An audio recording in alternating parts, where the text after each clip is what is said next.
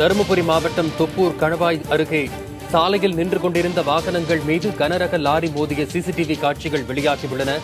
இது தொடர்பான தகவல்களை செய்தியாளர் விவேகானந்தனிடம் கேட்போம். விவேகானந்தன், காட்சிகள் எதை தெளிவாக்குகின்றன? காட்சிகள் மூலம் எதை புரிந்து கொள்ள முடிகிறது?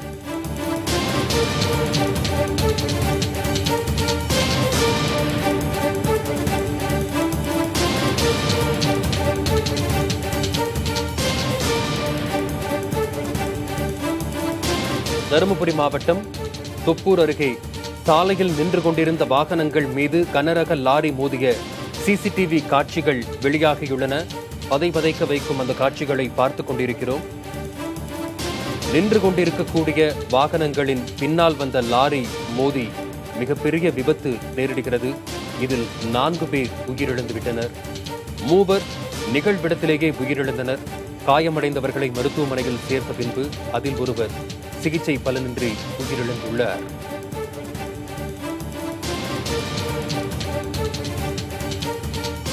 பதைக்க வைக்கும் சிசிடிவி காட்சிகளை பார்த்துக் கொண்டிருக்கிறோம். தகவல்களை நம்முடைய செய்தியாளர் விவேகானந்தனிடம் கேட்போம். விவேகானந்தன், காட்சிகள் எதை தெளிவாக்குகின்றன? காட்சிகள் மூலம் எதை புரிந்து கொள்ள முடிகிறது? அதாவது வசந்த், தொப்பூர் பகுதியில், தொப்பூர் கணவாய் பகுதியில் அடிக்கடி விபத்து நேரிடுகிறது. அந்த பகுதியில் தான் இன்றும் விபத்து ஏற்பட்டிருக்கிறது. இந்த பகுதியில் விபத்து ஏற்படுகிறது. அதே போல ஒரு சில வாகனங்கள் மோதிவிட்டு அடையாளம் தெரியாத அளவிற்கு சென்று விடுகிறார்கள் என்பதற்காகவே அந்த பகுதியில் கண்காணிப்பு கேமராக்கள் வைத்து நெடுஞ்சாலைத்துறையினர் கண்காணித்து வருகிறார்கள். இன்று 3 மணி அளவில் இது போலவே ஒரு விபத்து நேரிடுகிறது. அதாவது ஆந்திராவிலிருந்து சேலம் நோக்கி சிமெண்ட் ஏற்றி வந்த லாரி அதிவேகமாக இந்த சாலையில் வந்து கொண்டிருக்கிறது. அதற்கு முன்பாகவே தொப்பூர் சாலை சந்திப்பில் பேருந்து நிலைய பகுதியில் ஒரு விபத்து ஏற்பட்டு போக்குவரத்து நெரிசலால் வாகனங்கள் அணிவகுத்து நிற்கின்றன. அப்பொழுது இந்த வாகனம் அதிவேகமாக, அதாவது அதிர்ஷ்டவசமாக முன்னாடி வருகின்ற ஒரு பேருந்தை முந்தி சென்று அந்த வருகிறதை நம் காட்சியில் பார்க்க முடியும். அந்த பேருந்தின் மீது மோதி இருந்தால் சேதமானது மிகவும் அதிகமாக இருந்திருக்கும். ஆனால் அதிர்ஷ்டவசமாக அந்த மாதிரியான ஒரு சூழல் ஏற்படவில்லை. இருந்தாலும் லாரியானது அணிவகுத்து நிற்கின்ற கார்களின் மீது வந்து மோதியதில் சுமார் 12 கார்கள் சேதமாகி இருக்கிறது. அதே போல ஒரு சின்ன குட்டி யானை என்று சொல்லக்கூடிய டாடா ஏசி ஒரு இருசக்கர வாகனம் இதன் மீது மோதி இருக்கிறது. இதனால் இந்த விபத்தில் 3 பேர் சம்பவ இடத்திலே உயிரிழந்திருக்கிறார்கள். ஒருவர் மருத்துவமனைக்கு செல்லுகின்ற வழியிலே உயிரிழந்திருக்கிறார். ஆனால் பெருமளவிலான சேதம் இதில் தவிர்க்கப்பட்டு இருக்கிறது. இது அதிர்ஷ்டவசமே என்று சொல்லலாம். ஏனென்றால் 12 கார்களின் மீது இவ்வளவு அதிவேகமாக வந்து லாரி மோதியதில் விபத்து, அதாவது உயிரிழப்பு என்பது குறைவாகவே இருந்திருக்கிறது. இது போன்ற இந்த பகுதிகளில் அடிக்கடி இந்த மாதிரி விபத்து நேரிடுகிறது. இதற்கு நிரந்தரமாக ஒரு தீர்வு காண வேண்டும் என்பதே இந்த வாகன ஓட்டிகளும் இந்த பகுதியைச் சேர்ந்தவர்களும் எதிர்பார்க்கின்றனர்.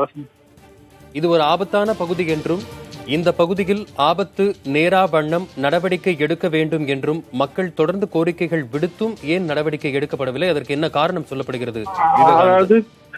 அதாவது இந்த பகுதியில் விபத்து நடக்கிறது என்பதற்காகவே தற்பொழுது சாலை விரிவாக்க பணிகளும் ஒருபுறம் நடைபெற்று வருகிறது.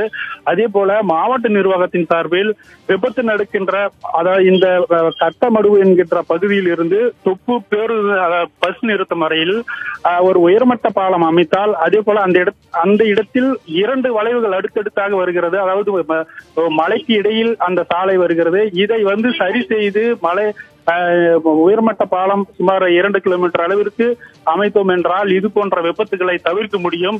அதனால் அதற்கான கோப்புகளை மாவட்ட நிர்வாகம் அரசிற்கு வந்து கொடுத்துள்ளதாக மாவட்ட நிர்வாகம் சார்பில் தெரிவிக்கிறார்களோ. விபத்து நேரிட்ட பிறகு விபத்தை ஏற்படுத்திய லாரி ஓட்டுநர் தப்பி ஓடியதாகவும் அவரை தற்போது தேடும் பணி நடைபெற்று வருவதாகவும் தகவல் வெளியாகி இருக்கிறது. எந்தெந்த பகுதிகளில் தேடிக்கொண்டிருக்கிறார்கள் விவேகானந்தன்? அதாவது வசந்த், இந்த விபத்து ஏற்படுத்திய லாரி ஓட்டுநர் லாரியை நிறுத்திவிட்டு தப்பி ஓடி இருக்கிறார்.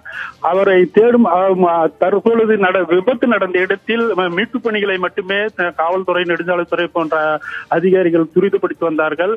அதன் பிறகு அந்த வாகனம், அதாவது சிமெண்ட் மூட்டை ஏற்றி வந்த வாகனம் அதன் பதிவெண், அதாவது மாவட்ட பதிவெண் வேலூர் மாவட்ட பதிவெண் என்பதால் அதே போன்ற மற்றொரு வாகனம் போக்குவரத்து சீர் செய்த பிறகு சிமெண்ட் மூட்டை ஏற்றி வந்தது.